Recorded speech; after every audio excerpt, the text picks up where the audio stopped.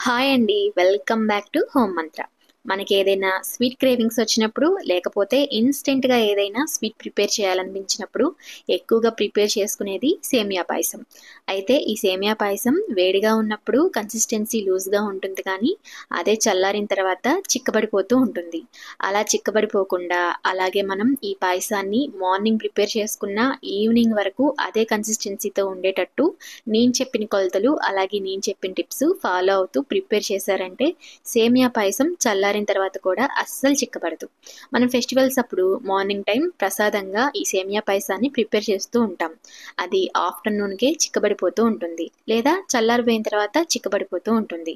ఈసారి అలా కాకుండా ఈ టిప్స్‌తో అలాగే ఈ కొలతలతో ట్రై చేసి చూడండి. అస్సలు చిక్కబడదు. మరి దీని ప్రొసీజర్ ఏంటో, ఎలా ప్రిపేర్ చేయాలో చూసేద్దామా? ఈ సేమియా పాయసం ప్రిపేర్ చేయడానికి ఇక్కడ నేను టీ గ్లాస్ ఉంటుంది కదా, ఆ టీ గ్లాస్‌తో ఒక గ్లాస్ వరకు ఈ రోస్టెడ్ సేమియాని తీసుకుంటున్నాను. అలాగే మిక్సీ జార్‌లోకి 2 టేబుల్ స్పూన్స్ వరకు డ్రై ఫ్రూట్స్‌ని వేసుకొని పౌడర్ లాగా చేసుకోవాలి. ఇక్కడ జీడిపప్పు, బాదం పప్పు, పిస్తా పప్పు మీకు నచ్చిన డ్రై ఫ్రూట్స్‌ని తీసుకొని ఇలాగా పౌడర్ లాగా ప్రిపేర్ చేసుకొని పక్కకు పెట్టుకోండి.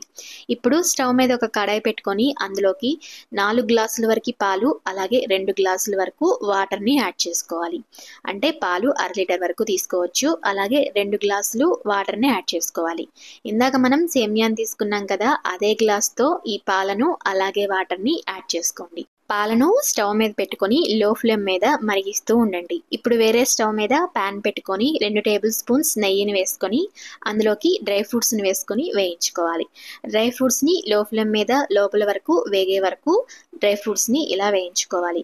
ఇలా డ్రై ఫ్రూట్స్‌ని వేయించుకున్న తర్వాత వీటిని తీసి పక్కకు పెట్టుకొని ఇప్పుడు అదే పాన్‌లోకి ఇందాక మనం సేమియా తీసుకున్నాం కదా, ఆ సేమియాని కూడా వేసుకొని రోస్ట్ చేసుకోవాలి. ఇక్కడ నేను రోస్టెడ్ సేమియాని తీసుకున్నాను కాబట్టి ఇక్కడ వీటిని నేను ఎక్కువగా వేయించట్లేదు. వీటిని ఎక్కువగా వేయించాల్సిన అవసరం లేదు. అలాగే డైరెక్ట్‌గా అయినా సరే వేసుకోవచ్చు. ఇక్కడ నేను కొంచెం ఈ రోస్టెడ్ సేమియాని వేడి చేసుకుంటున్నాను. అలాగే మీరు నార్మల్ సేమియా తీసుకున్నట్టయితే తప్పకుండా ఎర్రగా వచ్చే వరకు వాటిని రోస్ట్ చేసుకోండి. ఇప్పుడు ఈ సేమియాని పక్కకు పెట్టేసుకుందాం. ఇప్పుడు మనం స్టవ్ మీద పెట్టుకున్న పాలు లో ఫ్లేమ్ మీద పెట్టుకున్నాం కదా, వీటిని ఒక 5 నిమిషాలు లో ఫ్లేమ్ మీదే మరిగించుకోవాలి. మనం ఇక్కడ పచ్చి పాలనైనా యాడ్ చేసుకోవచ్చు, లేదా కాచి చల్లార్చిన పాలనైనా యాడ్ చేసుకోవచ్చు.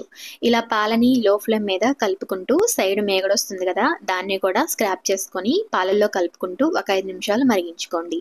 ఇలా పాలు మరిగించుకున్న తర్వాత మనం ముందుగా ప్రిపేర్ చేసి పెట్టుకున్న డ్రై ఫ్రూట్స్ పౌడర్‌ని కూడా యాడ్ చేసుకొని, ఆ డ్రై ఫ్రూట్స్ పౌడర్ మొత్తం పాలల్లో కలిసే విధంగా ఇలా ఇంకొక 2 నిమిషాలు మరిగించుకోవాలి.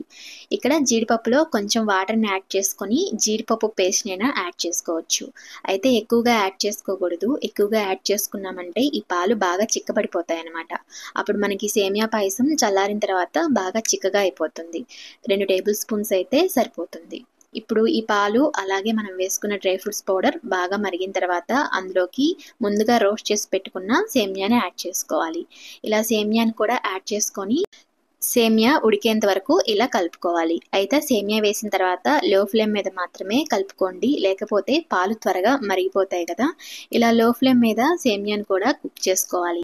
అలాగే మనం ఇందాక డ్రై ఫ్రూట్స్ పౌడర్‌ని యాడ్ చేసుకున్నాం కదా, ఆ ప్లేస్‌లో కావాలంటే సగ్గుబియ్యాన్ని వేయించుకొని ఆ పౌడర్‌ని ఒక స్పూన్ యాడ్ చేసుకోవచ్చు. సేమియా ఇలాగా కొంచెం మెత్తబడే వరకు కుక్ చేసుకుంటే సరిపోతుంది. సేమియాని మరీ ఎక్కువగా ఉడికించాల్సిన అవసరం లేదు. కొంచెం మెత్తగా ఉడికే వరకు ఉడికించుకుంటే సరిపోతుంది. ఇక్కడ సేమియా అయితే ఉడికిపోయింది. ఇప్పుడు ఇందులోకి షుగర్‌ని యాడ్ చేసుకుంటున్నాను. ఇందాక ఏ గ్లాస్‌తో అయితే మనం సేమియాని తీసుకున్నామో అదే గ్లాస్‌తో హాఫ్ గ్లాస్ వరకు షుగర్‌ని యాడ్ చేసుకుంటే మనకి నార్మల్ స్వీట్ ఉంటుంది. అలాగే మీకు ఎక్కువ స్వీట్ కావాలనుకుంటే ఒక ముప్పావు గ్లాస్ వరకు యాడ్ చేసుకోండి. ఇప్పుడు ఇందులోకి యాలకుల పొడి, అలాగే మనం ఇందాక వేయించి పెట్టుకున్న డ్రై ఫ్రూట్స్‌ని కూడా వేసుకొని ఒకసారి మొత్తం కలుపుకోవాలి. ఇక్కడ నేను కొంచెం చెర్రీస్‌ని కూడా యాడ్ చేస్తున్నాను. ఇది మీరు స్కిప్ చేయండి. వీటిని యాడ్ చేసుకోవాల్సిన అవసరం లేదు. అదే చిన్నపిల్లలు ఇష్టపడతారు కదా, అందుకని నేను చెర్రీస్‌ని యాడ్ చేశాను. ఇలా చెర్రీస్‌ని, అలాగే డ్రై ఫ్రూట్స్‌ని, అలాగే మనం వేసుకున్న షుగరు మొత్తం కలిసిపోయేంత వరకు ఒకసారి బాగా కలుపుకోవాలి. ఇక్కడ సేమియా పాయసం అయితే రెడీ అయిపోయింది. ఇప్పుడు నేను చల్లారిన తర్వాత దీన్ని ఇలా బౌల్‌లోకి వేస్తున్నాను. చూడండి, మనకి చల్లారిన తర్వాత కూడా అస్సలు చిక్కబడలేదు. మరి ఈ సేమియా పాయసం రెసిపీ మీకు నచ్చిందా? ఎప్పుడైనా ఫెస్టివల్స్ అప్పుడు ఈ సేమియా పాయసాన్ని ఒకసారి ఈ పద్ధతిలో ట్రై చేసి చూడండి. చాలా బాగుంటుంది. బాగుంటుంది. మరి ఈ సేమియా పాయసం రెసిపీ అయితే మీకు నచ్చింది అనుకుంటున్నాను. అలాగే మీకు కనుక ఈ సేమియా పాయసం రెసిపీ నచ్చితే లైక్ చేయండి, షేర్ చేయండి. అలాగే మన ఛానల్లో సేమియాతో చేసిన స్వీట్ రెసిపీ కూడా ఉంది, ఒకసారి చూడండి. మరి మన హోమ్ మంత్ర ఛానల్ని మీరు ఇంకా సబ్స్క్రైబ్ చేసుకోలేదా? తప్పకుండా సబ్స్క్రైబ్ చేసుకోండి. మరొక మంచి రెసిపీతో కలుద్దాం. అంతవరకు థ్యాంక్ యూ ఫర్ వాచింగ్.